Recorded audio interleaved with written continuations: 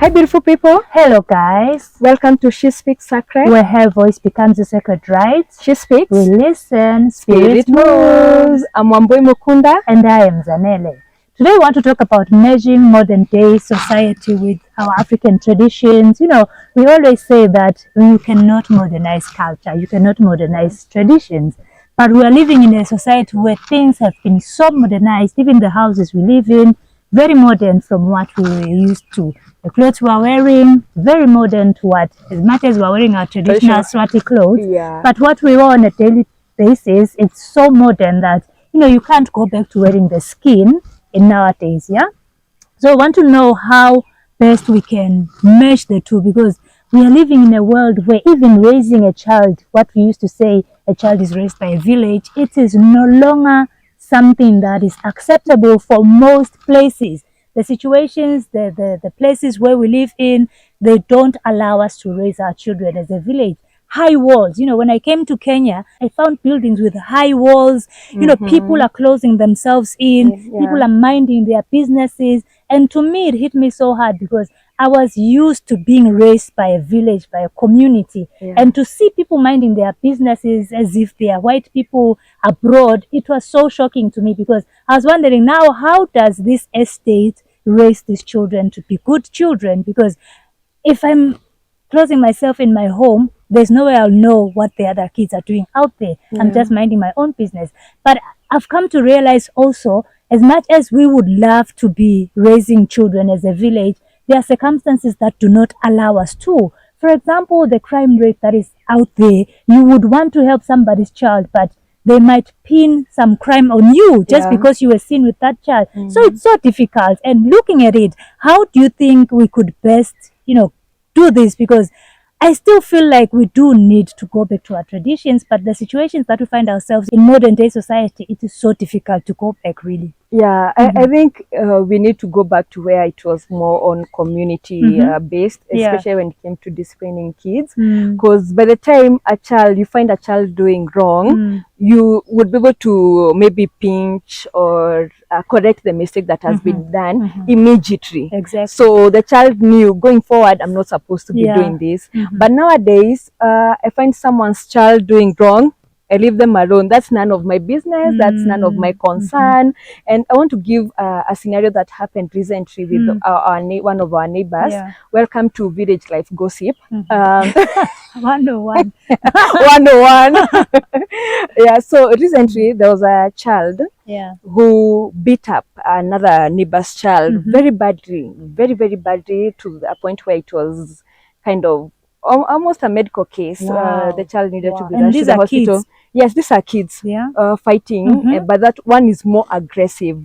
So one of our neighbors, another one who is not part of this case, saw what was happening, disciplined that child for the wrong that they were doing.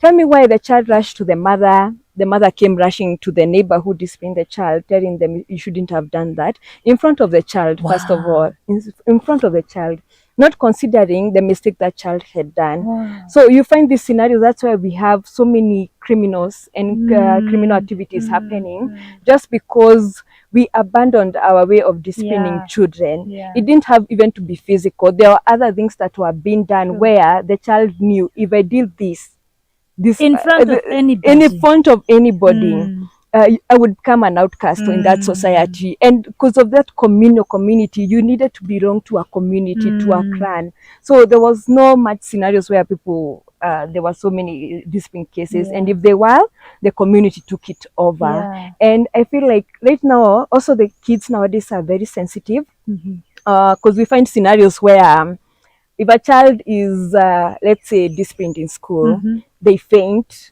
or they develop a medical condition. The food they eat. Actually, it goes back to the food.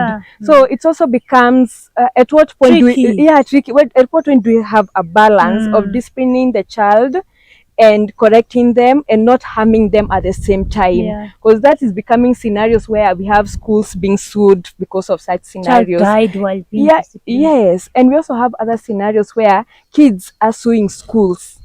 Kids are suing parents just because they were disciplined, just because they were told I'm going to take your iPad, I'm going to take your tablet because you did this and this. Just because they had like a small pinch, like a small slap, and now they are going to the court to say that should not be happening. At what point do we have a balance of discipline and also correcting the children to ensure that we have a society where we are not growing criminals in the society? Yeah, that accountability to everybody, because nowadays it's more of, if my dad or my mom doesn't see me, I'm safe. Like we used to live in an estate just recently. And fortunately, we moved to a better estate in the village. Thank God. You know, we used to live in a village where you'd see high school children smoking just outside the plot. For the child to get to that point where they are free to do anything, drink alcohol, get drunk, because the mom is probably out there working, the dad is probably traveled for a week or two, so they are not in the vicinity. And for the child to know that I can do this in front of my neighbors and nothing will happen to me, it is showing you the kind of children that we are raising. Because our parents, I remember visiting my friend's parents who used to drink. There's a kid that was told, do you know that your father drinks alcohol? I saw the kid cried. He was like, that is a lie. My dad doesn't drink. Because that guy used to make sure that I don't do it in front of the kids. But nowadays we are doing so many things, behaviors are being seen in front. We are fighting us as husband and wife in front of the kids. So there's no way you can hold this child accountable, because he or she knows that even you guys fight in the house, so you can't tell me anything. How do we merge modern day society to our traditions? Because we need to go back. Those things used to ground us. Those things used to help us perfect, mold the child to a kind of child that, you know, society will be proud of in the future. Right now, I'm seeing a lot of kids that are going to be a mess if we don't change. And the fortunate part is that most of us are going back to the village. We're embracing village life, and in the villages there's more grounding. Even though you are telling us, you know, your village gossip, you still find one or two parents who are still secluding themselves from the village life. But most of the kids in the villages are grounded. Most of the kids know that if Nani's mom sees me doing this, it's either she will go and tell my mom, or I'll be in trouble, because there's still that, you know, kind of grounding, there's still that kind of accountability. So there's also this aspect where us as a generation growing up, especially millennials, some of us have so much fear in us just because of how we were brought up, the discipline that we received.